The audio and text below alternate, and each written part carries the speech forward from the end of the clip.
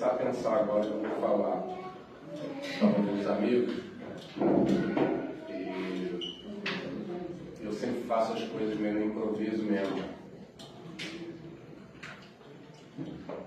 E eu não tenho muita segurança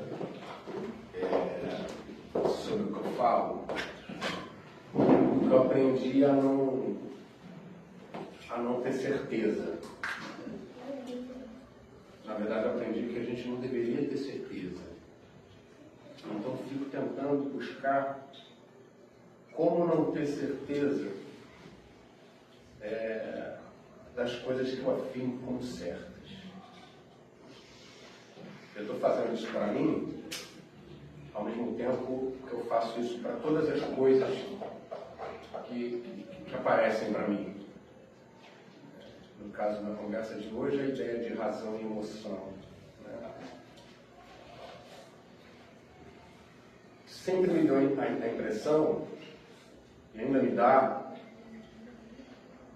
quando se fala sobre razão e emoção, que são coisas opostas. Ou seja, se uma pessoa é racional, logo ela não é emocional. Se uma pessoa é emocional, logo ela não é racional. Mas quando a gente vai tentar identificar a palavra, a origem da palavra, essa uma coisa não tem nada a ver com a outra. Por exemplo, razão. Razão vem do latim ratio. Ratio é medida. Medir, contar, calcular. Como pensamento vem de penso, que também é medida. Tanto penso como ratio são medidas. E a gente sempre associa a razão, a lógica, a cogito, e a emoção a sentimento, paixão. O cogito é projeção. Então, quando a gente fala em medida, não necessariamente a gente está sendo puramente matemático, né? Pensando que 2 mais 2 são 4, não. É medida no sentido da organização mental, da organização da ideia. Então a gente olha para a realidade, que é caótica, e a gente organiza, separando determinados elementos para depois juntar. Por exemplo, isso aqui é uma cadeira. A gente conversou sobre isso em outras oportunidades. Por que isso aqui é uma cadeira? Porque eu estabeleci que isso aqui é uma cadeira. Eu faço isso o tempo inteiro com as coisas. Vocês também fazem isso. Tem coisas que estão tão estabelecidas que a gente já naturalizou. O que significa dizer que a gente naturalizou? Significa dizer que parece que nasceu na natureza. Mas a gente que projeta a ideia sobre o caos das coisas. Então, a realidade ela é uma piscina de bolas coloridas e a gente tende a ir separando determinadas cores para elaborar determinados padrões. O cérebro faz isso. O cérebro ele é um construtor de padrões. A gente podia dizer que ele percebe padrões. Mas se a gente fala que a gente percebe padrões, parece que os padrões entram de fora para dentro. E, na verdade, a gente elabora os padrões para projetar sobre as coisas. E daí as coisas se mostram para a gente com base naqueles padrões. Como, por exemplo, cadeira, chão, terra, celular, para ficar um pouco mais complexo, indivíduos. Teve um momento que a gente começou a fazer isso, né? Principalmente quando a gente desenvolveu um código. Eu estou falando da gente, mas pensa no mecanismo ancestral, assim. O ser humano mais velho deve ter nascido há 200 mil anos atrás. O fóssil, se não me engano, são 200 mil. 400 mil, sei lá. É um número bem alto. O primeiro fóssil humano. Fóssil humano porque é um animal com uma determinada estrutura antropométrica. Tem uma proporção de perna, de braço, tronco, espaço para determinados órgãos, uma cabeça de um determinado tamanho, o crânio visceral, uma certa proporção com o crânio neural, específica. Esse aqui a gente vai chamar de sapiens. Existem outras espécies. Antes do sapiens tinha uma outra, nós somos, na verdade, o sapiens é uma espécie de anomalia de uma outra espécie que veio antes do sapiens.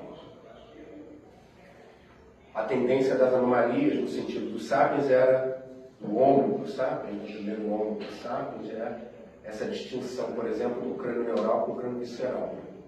O crânio neural ele vai crescendo em relação ao visceral. A gente, para entender isso, pode pegar os nossos primos primatas, né? Os grandes macacos. Vocês perceberem, eles têm um crânio neural menor do que o crânio visceral. O crânio visceral é essa parte aqui dos olhos, do nariz, da boca. Esse aqui é o crânio neural onde guarda o cérebro. E é interessante essa coisa do crânio neural porque o crescimento do crânio neural, essa verticalização que nós temos no frontal, que é própria do sapiens, ela está relacionada ao crescimento da massa encefálica. A massa encefálica ela continua a crescer mais tempo no sapiens do que nos outros primatas, por exemplo. Bem mais do que nos outros mamíferos, bem mais do que nos répteis. Né? É como se fosse uma linha evolutiva. E essa área do cérebro, que justifica essa verticalização do nosso frontal, é justamente a área que a gente atribui ao código, que a gente atribui às execuções, né? O tal do pré-frontal que o Paulinho falou, córtex pré-frontal. As áreas das execuções todas passam pelo pré-frontal, cadeiramento. Então o código ele foi atribuído no cérebro, o papel do código, o papel do pré-frontal ao código. Aquele neurologista que eu já falei para vocês, o Paul MacLean, foi ele quem inventou o termo sistema límbico. O sistema límbico é a parte do cérebro relacionada às emoções. Emoções vêm de emovere. Voltando à parte etimológica da brincadeira. Emovere é uma manifestação que sai de dentro para fora. Então, a emoção é o que a gente externa. Tem algum momento que a gente não externa? Sim. Qual o momento que a gente não externa? Depende.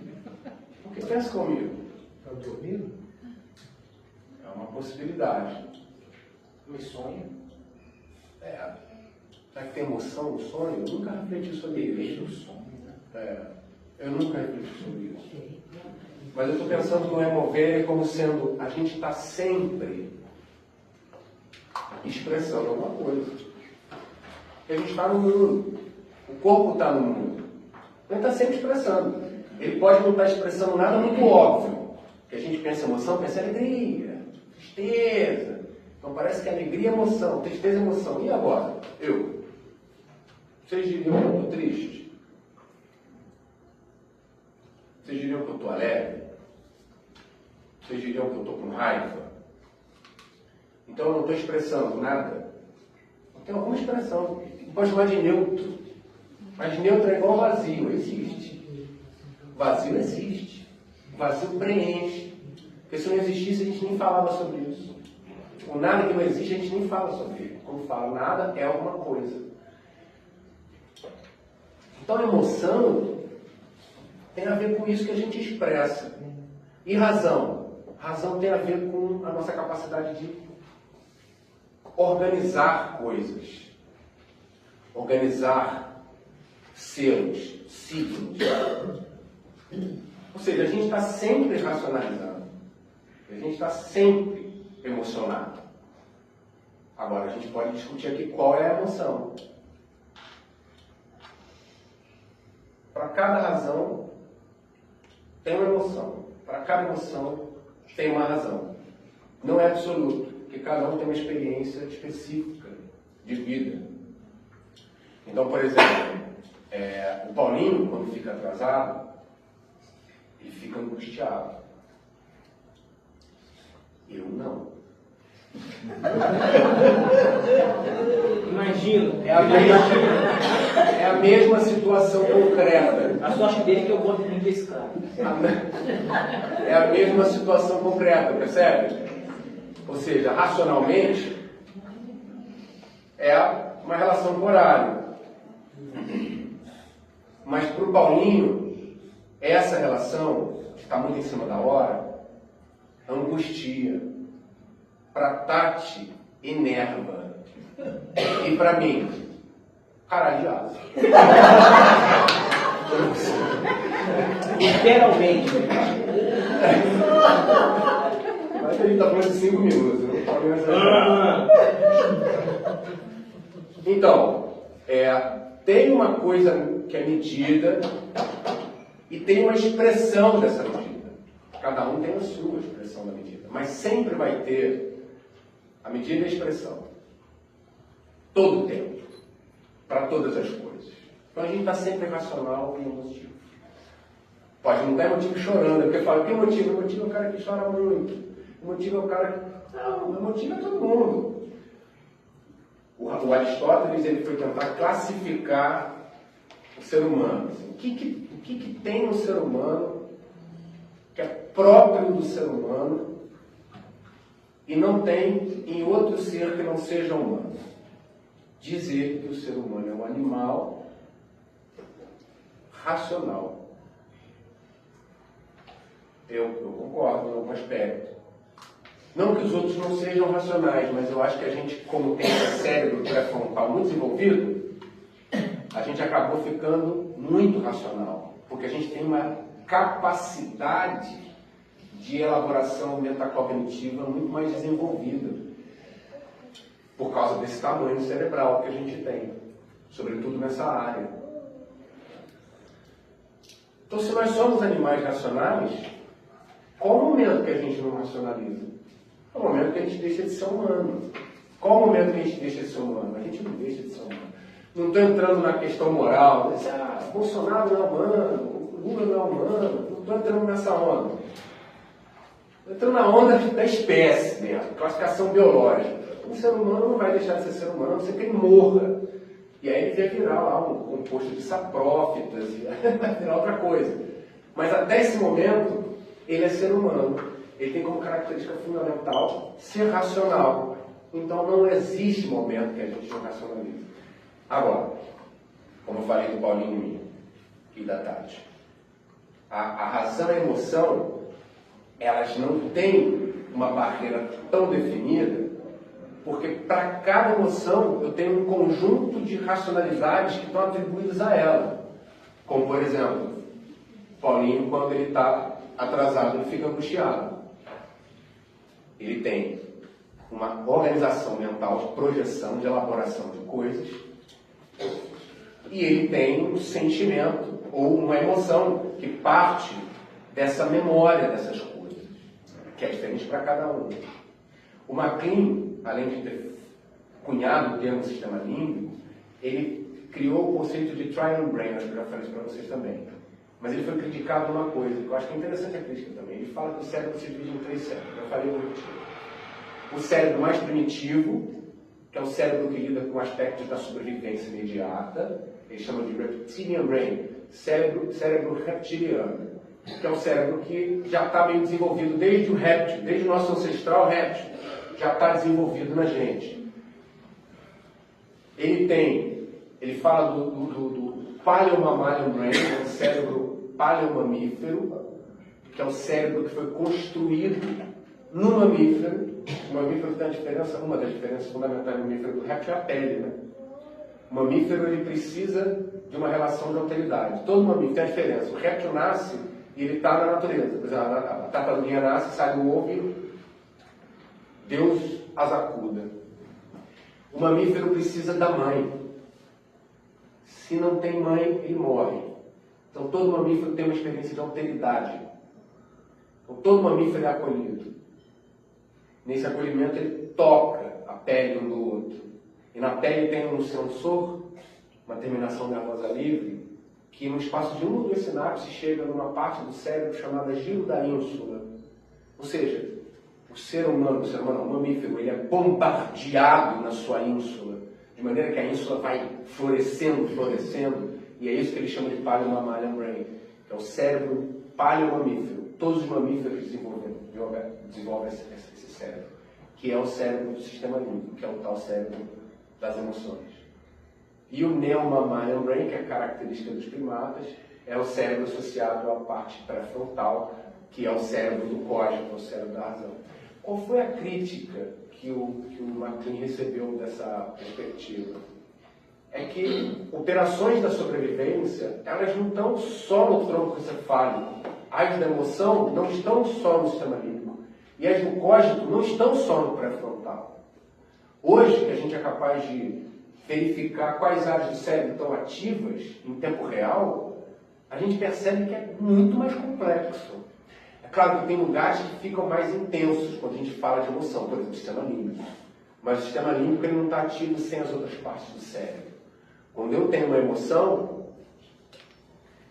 eu vou ter uma facilitação de determinadas memórias. E quando eu tenho determinadas memórias ou projetos, eu vou facilitar determinadas emoções. Por exemplo, Paulinho, quando está atrasado, aquilo ali facilita a raiva, como na Tati. Por quê? Porque uma coisa está historicamente atrelada à outra. E no som? É um cara já. Eu estou mais relaxado, acho que porque eu já passei tanto por isso que eu pensei, pô, irmão, já relaxei, né? Não, eu tô brincando, eu fico chateado quando fico atrasado, mas eu fico menos que você. Bem menos. Tem medo, né? Eu fico chateado. Mas a crítica ao McLean é interessante porque ela traz essa ideia que para mim está na crítica desse modelo, ou razão ou emoção. Não está separado. São aspectos existenciais diferentes, que estão juntos o tempo inteiro. Agora, qual a característica? Qual o projeto que leva a que emoção? E o que a gente pode fazer a partir daí? Por exemplo, a Tati é a mais pragmática da gente. Ela já trouxe aqui o que fazer. O que eu faço? Essa semana eu fiquei adoentado, fiquei de cama. A minha voz está até esquisita, né? Eu fiquei adoentado. E eu tinha que declarar imposto de renda. Mas foi uma merda. E uma série de problemas, eu perdi um monte de informação. Várias coisas que me angustiavam. Então eu estava de cama, sem conseguir fazer nada. Estava muito prostrado, energia baixa. E com um monte de demanda para fazer. E eu estava... Paulinho mandava mensagem, ele manda a gravação. É que é gravar. Caralho, Paulinho, não vou fazer essa porra agora não. Sem energia. Mas eu fiquei, mas eu tinha que fazer. Mas eu não consigo fazer.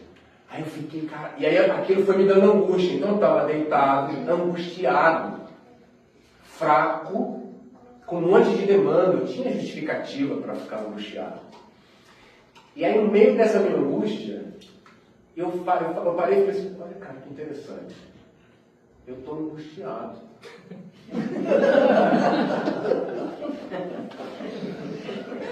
Eu estava racionalizando a minha emoção, mas aquela racionalização, ela me trazia uma emoção também.